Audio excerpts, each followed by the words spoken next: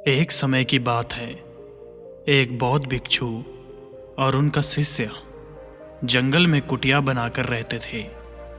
बौद्ध भिक्षु अब बूढ़े हो गए थे और उनका शिष्य अभी जवान था। बूढ़े बौद्ध भिक्षु बड़े ही ध्यानी व्यक्ति थे। जब वे ध्यान करने बैठते तो दो दो दिनों तक ध्यान ही करते रहते। उन बूढ़े बौद्ध भिक्षु के पास एक बहुत ही अनोखी शक्ति थी कि वह ध्यान की अवस्था में भी भविष्य को देख सकते थे। एक दिन जब वह ध्यान कर रहे थे तो उन्होंने देखा कि आज से 8वें दिन उनके उस युवा शिष्य की मृत्यु हो जाएगी।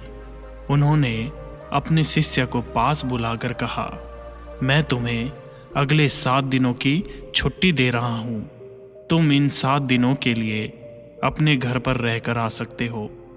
तब शिष्य ने मुस्कुराते हुए कहा, हे गुरुवर, मेरा पिछले कई दिनों से घर वालों से मिलने का बहुत मन कर रहा था। गुरु ने कहा, ठीक है, तो अब तुम जा सकते हो, लेकिन याद रहे 8वें दिन की शाम होने तक तुम्हें यहाँ पर वापस लौटना है। शिष्य ने हाँ में सर हिलाते हुए कहा, ठीक है गुरुवर, मैं पहुँच जाऊँगा, लेकिन आप अपना ख्याल रखना। अब आप बूढ़े हो चुके हैं, इसलिए आश्रम का कोई भी काम हो उसे मेरे लिए छोड़ देना। मैं वापस आते ही उसे कर दूंगा। इसके बाद शिष्य अपने गुरु का आशीर्वाद लेकर पहाड़ी से नीचे उतर गया, बिना यह देखे कि गुरु की आंखों में अपने शिष्य को खोने का दर्द था।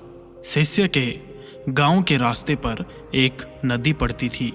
उस नदी के किनारे चींटियों का एक बिल था, जहां पर लाखों चींटियां थीं।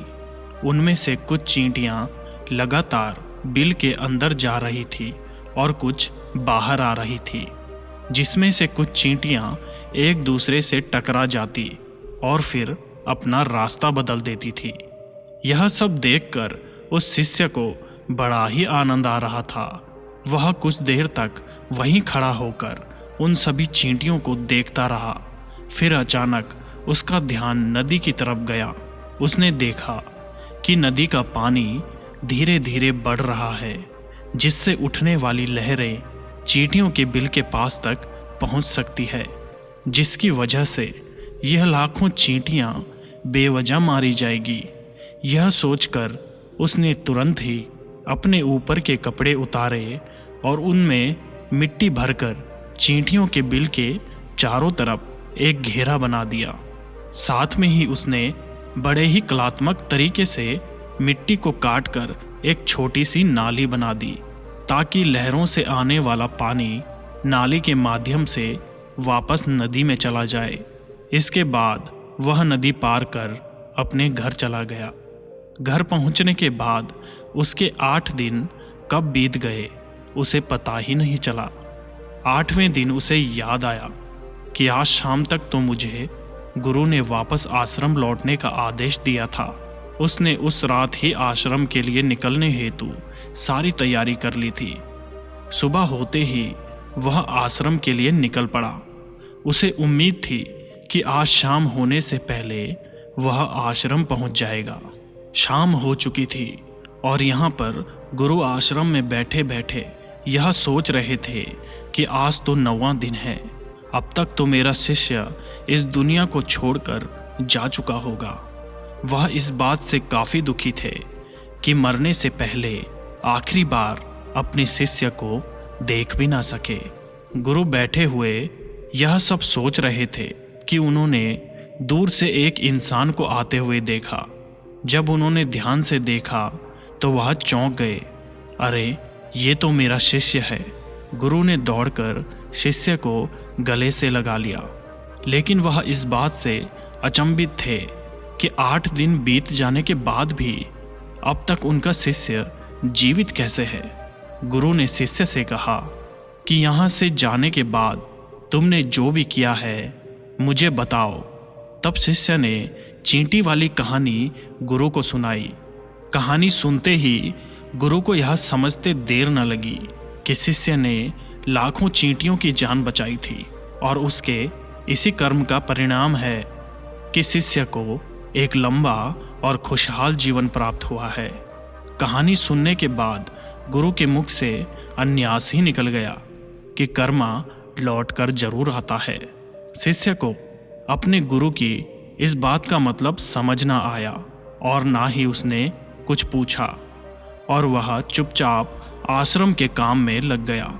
दोस्तों, यदि हम अपने जीवन को देखें तो इसे खुशी खुशी जीने का तरीका है कि हम अच्छे कर्म करते रहें।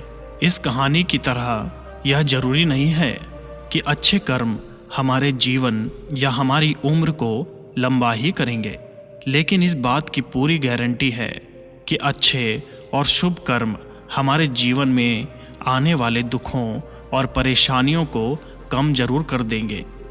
कर्मों का एक बहुत ही साधारण सा सिद्धांत है कि हम जो कुछ भी करते हैं उसका कई गुना लौटकर हमारे पास वापस आता है। ठीक उसी प्रकार जैसे कि धरती में कुछ बीज डालने पर कई गुना फल हमें प्राप्त होता है। अब यह हम पर निर्भर करता है कि हम धरती में कांटों के बीज बो रहे हैं या फल के, क्योंकि यहाँ हमें वही मिलेगा जो हमने बोया है। अर्थात हमारे जीवन में भी हमें वैसा ही सब कुछ मिलेगा जैसा हमने औरों को दिया है। वह अच्छा है या बुरा, वह कई गुना लौटकर हमारे पास ही आने वाला है।